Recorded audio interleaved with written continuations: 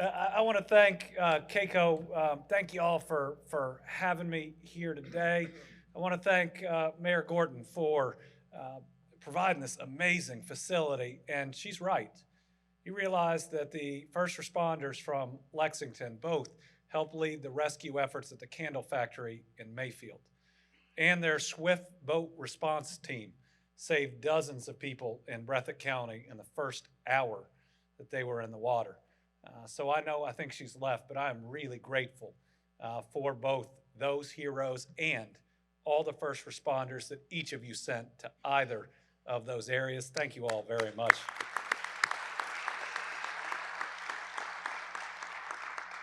And I did not know my friend Chad could sing. I'm thinking, when you raise the appraised value of somebody's home, if it makes it go down a little easier with a good song. Folks, I'm honored that you have me here today, and I'm mainly going to talk about good news. But the passing of Judge Malone's wife this morning, him being just down the road at UK, I know is on the hearts and the minds of everybody here. And I know we're praying that he makes it, and we should be. But I hope we're also committed to being there for him when he does. This is going to be a day that's going to carry a lot of grief for him and his family.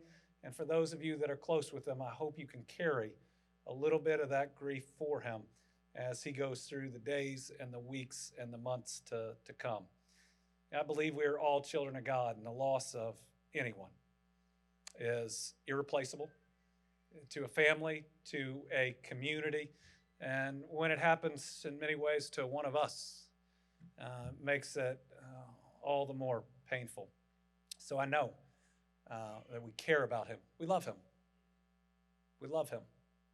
And let's make sure he knows it in the coming days. And I think while we're here, we can admit that the last several years have been really hard. We weren't able to gather here each of those years. I'm excited. This is the 48th annual KACo Conference. I'm about to celebrate a 45th year on Earth. But it reminds me each and every time of the leadership that everyone in this room has exhibited during some of the toughest of times. It feels like we are living through more challenges in a small period of time than I can remember anyone ever facing. And if you've been in one of these positions the last 3 years, you know exactly what I'm talking about. It starts with the pandemic, something that none of us had ever been through, that's now taken the lives of 17,400 Kentuckians. Each of those individuals a child of God, too. It's now taken more lives than we lost for Kentuckians in World War I, World War II, Vietnam, and I think pretty soon we're going to be able to add Korea to that.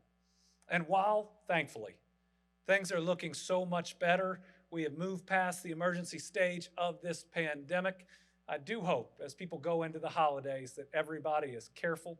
We want our holidays to be joyous, and remember, we've got flu, RSV, a lot of other things out there, so just take care of yourselves and your families. But on top of that pandemic, we've had the worst tornado event that we've ever seen in the history of the Commonwealth. 81 lives, took out most of Mayfield, took out 70% of my dad's hometown of Dawson Springs, killed more than 10 people in my mom's hometown of Bowling Green. An F4 tornado, though, if that's an F4, I don't even know what an F5 is. On the ground over 200 straight miles. That was something they said just doesn't happen. And then we had the worst flooding event in our history, thus far having lost 43 incredible Kentuckians, and thousands of people literally only escaping with the lives and the clothes on their back, losing what they probably scrapped decades to put together. Add on top of that inflation. And listen, inflation is going to be temporary, but it's hard. It's hard on our families. It's hard on our businesses. And on top of all that, we're living through a war in Europe. That was something I thought I would only read about in textbooks, and it's occurring right now. And we recognize that it has economic ramifications that are real. When we look at food prices, 60% of the world's wheat is grown in Ukraine and in Russia. We realize that while we have and oil and natural gas supply. Our allies do not. And we are sacrificing to get them through this period of time to ensure we can stop that Russian dictator right here, right now. I know we're tough enough to do it. If we can get through this pandemic, we can stop Vladimir Putin, because those history books tell us what happens if we don't. And all of that, again, occurring in this small period of time. Do y'all remember we had 2 ice storms in the last 3 years too? Every now and then my dad will come to me and he'll say, yeah, you're living through a lot, Andy, but we had a really big ice storm. And I say, Dad, we've had 2. But with all of those challenges, I don't actually want to talk about what we're facing today. I want to talk about what we are seeing for tomorrow. There's a proverb that talks about, while there is crying and sorrow at night, there will be joy in the morning. And a lot of that's about faith, right? Faith that we can meet these challenges. Faith that we can be there for our fellow human beings in their time of need. Faith that we can get through whatever new craziness we're seeing in the world or the economy. And let me tell you, I don't just have faith. We have seen proof that while we have dealt with the worst of the worst, what's coming in the morning is going to be the best of the best. You don't have to look any further than last year when we, because this is a we didn't just break, we shattered every economic development record in the books. And thanks to your work, it wasn't even close. You think as a state, we were averaging for last year about $5.5 billion in new private sector investment, and we thought that was great. We were averaging about 7,500 new jobs created a year, good jobs for our families. Working together last year, we brought in a record $11.2 billion of new private sector investment. And we created a record 18,000 new jobs at the second highest wage we've ever announced. And together, we haven't slowed down this year at all. I'm here to tell you, we're going to have at least the second best year for economic development in our history. You, me, all of us together, already over $8.5 billion invested this year. Already over 14,500 new jobs in the fourth quarter is when so much of this happens. And what that means is that we have a chance to be the generations that change everything for those that come after us. Because when you have back-to-back best years of investment, when you've seen $10.5 billion in new investment in the EV sector alone in the last 18 months, when you become not only the electric vehicle battery production capital of the United States of America, but the agri-tech capital of the United States of America, when you built one of the first new aluminum plants, when you're building one of the first new steel plants, when you're building the cleanest, greenest recycled paper mill on planet Earth, you have an opportunity to leave things for your kids and your grandkids that many of us never thought was possible. And I believe we are at a moment with the potential to not just leapfrog 10 other states' economies, but to be a top 10 state economy. And that is what's lying in front of us right now. And as we move into this next year, and I know it'll be some of the silly political season, our job has to be not to fumble that football, not to let this opportunity pass us by, not to let politics or partisanship or anything else get in the way because the job is not red or blue. It's just really good for our families. And if we can continue this incredible role we're on, then we'll do a good thing for generations to come. And maybe we'll realize that collective dream of every parent and grandparent across Kentucky. We all share one, that our kids will never have to leave this state or the region they're from if they don't want to, because we make every opportunity available for them right here. We make sure they can chase any dream in our borders, and we ensure that prosperity reaches every single part of Kentucky. You know, we've done a couple things in the last year that I've never seen before. You realize in August, Kentucky led the entire country. We were #1 in new job growth. I'm pretty proud of that. That's all of us together.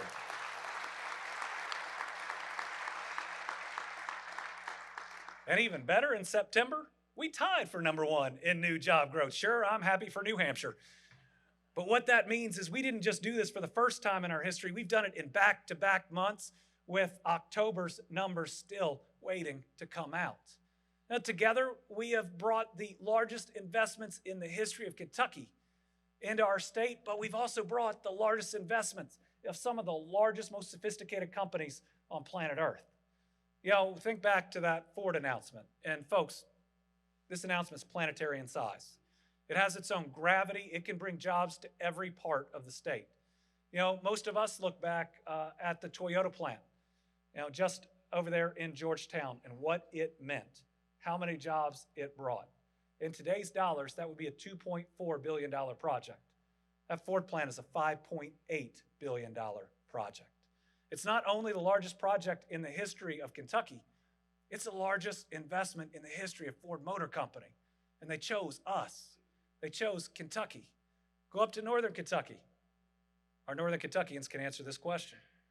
Do y'all know where the largest investment in the history of Amazon is? It's at our Northern Kentucky. Yeah, Cincinnati Airport. It's on our side of the river. Go to Todd County. Novelis has built their first new aluminum plant since 1983, green aluminum, and they just broke ground on a sister plant next door, the number 1 and 2 largest investments in that county. Go to Henderson. That's where Pratt Paper is building that recycled paper mill at $600 million. It is bigger and more expensive than the one they're building in New York City. Go to Hopkinsville. I got to tell you, we don't have weeks often like what we had for that groundbreaking in Hopkinsville. The company is called Ascend Elements, and what they're going to do is pretty special. They're going to take the lithium-ion batteries in our phones and in our devices, and they're going to recycle it to put it in the vehicle batteries so we don't have to rely on China for 1 ounce of lithium to push that industry forward. We thought it was a great idea. We wanted them here. Turns out the federal government thought it was a great idea, and new investors did too. So on Tuesday, we were looking at groundbreaking on Thursday. It was going to be a $310 million groundbreaking. On Thursday, we broke ground on what at that point was a $1 billion investment.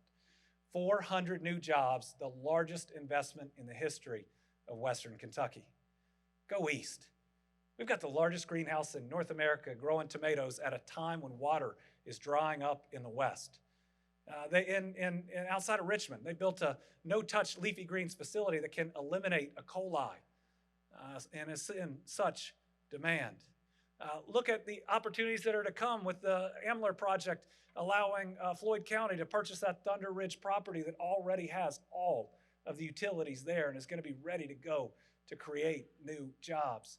We're sitting here at a moment where we are the envy of the rest of the country. And so many people are looking at us and saying, what is going on in Kentucky? I'll tell you what's going on. People are seeing who we are.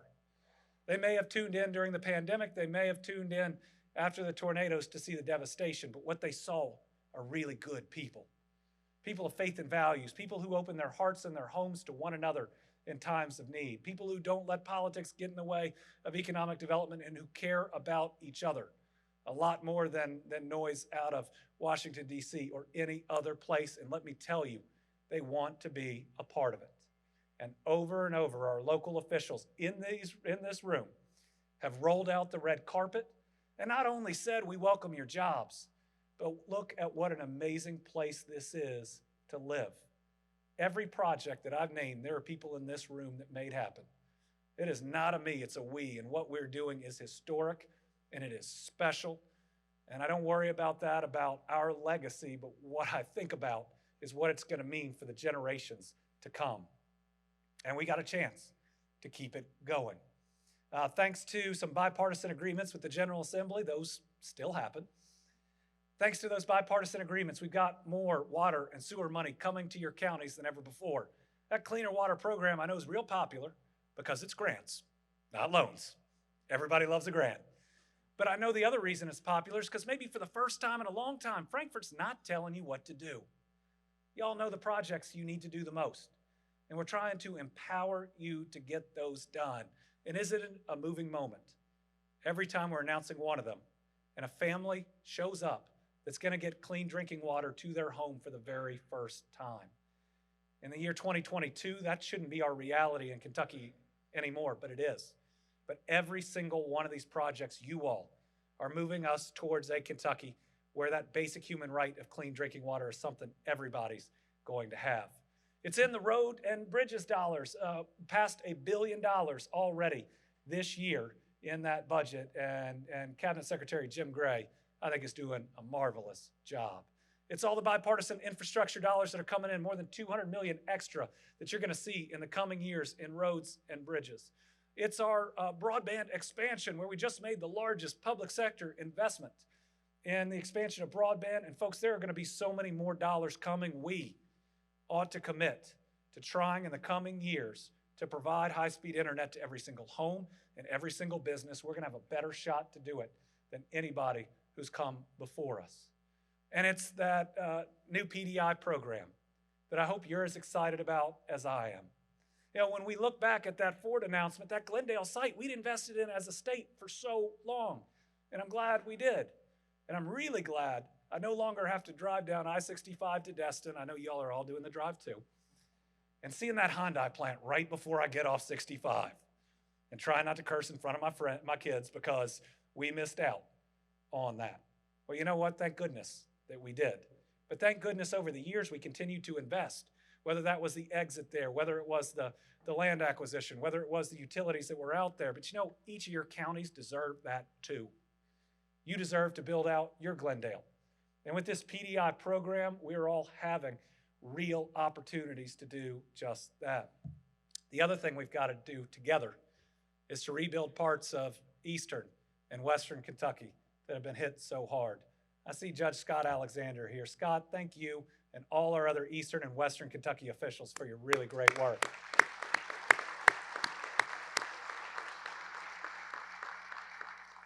And stories from Scott and others talk about your generosity. That vehicle that you can surplus to help out immediately. Your law enforcement officials that I got to see down there from town to town that were pitching in and helping out. And in the days and the weeks and the months after, you all showed the very best of Kentucky. But let's make sure that each of these counties impacted knows that we're not going anywhere. Every day, every month, every year that it takes to rebuild every structure and every life, Scott and everybody else, I know everyone in this room stands with you. We are not going anywhere. We're going to build every single bit back. Yeah.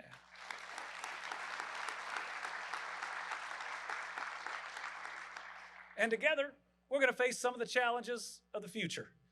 And I hope that while we do it, we don't get caught up in all the negativity you might see on cable news or elsewhere. Remember, a challenge isn't always a bad thing.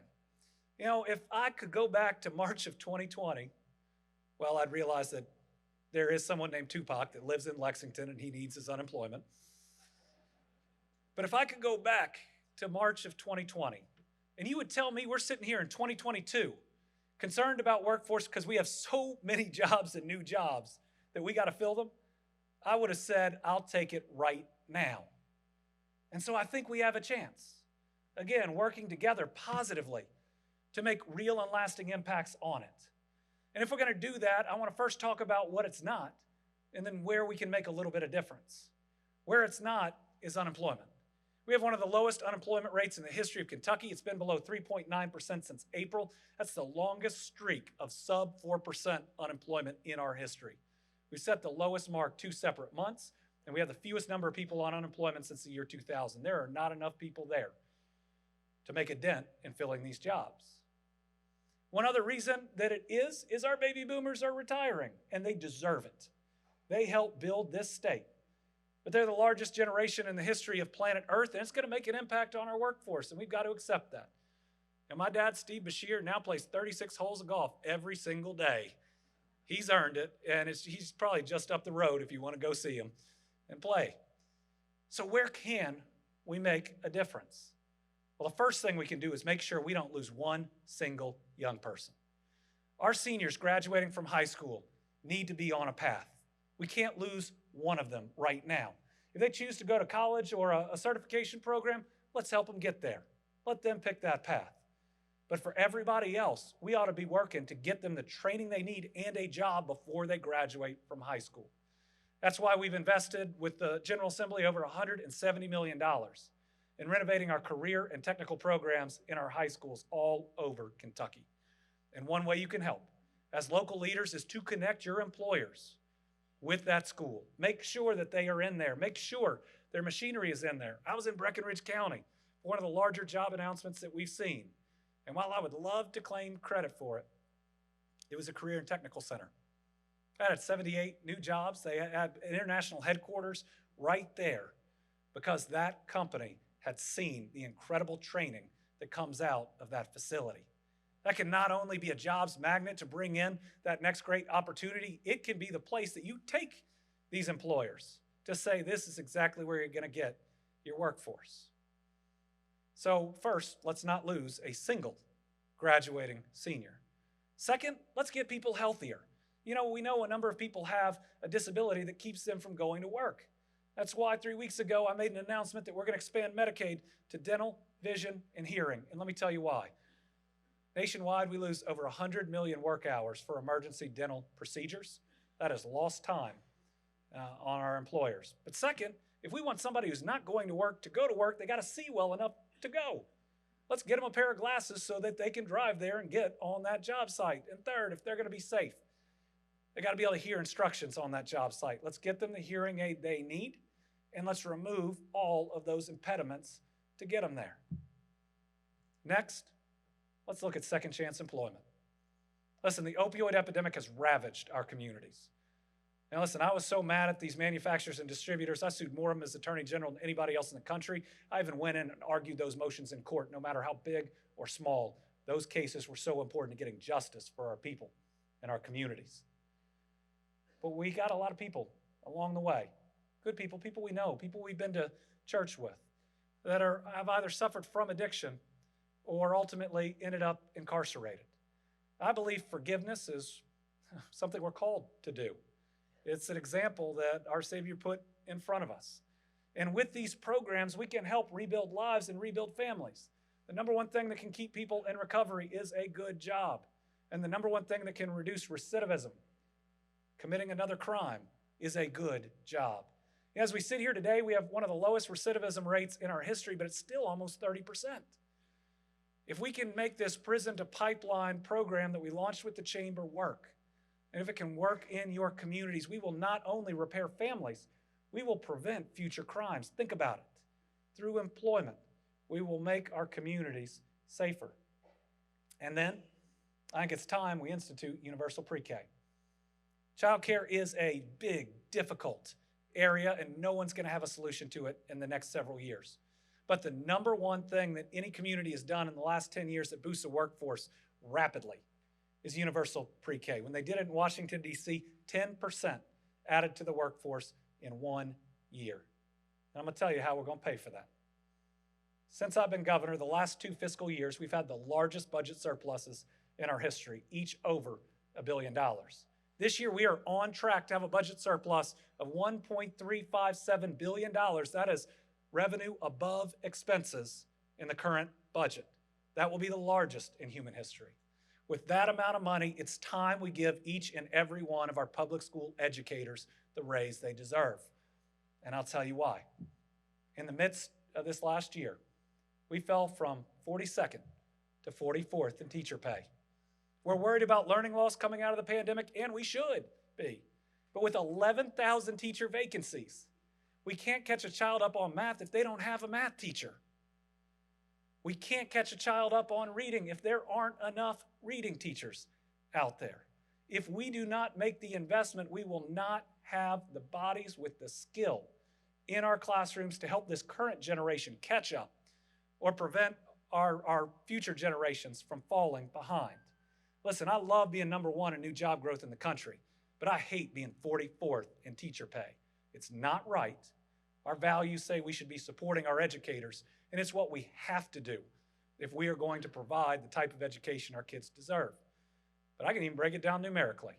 You realize the budget surplus we're expected to have, we can give every educator a 5% raise on top of what districts are doing. Both are going to be needed to compete.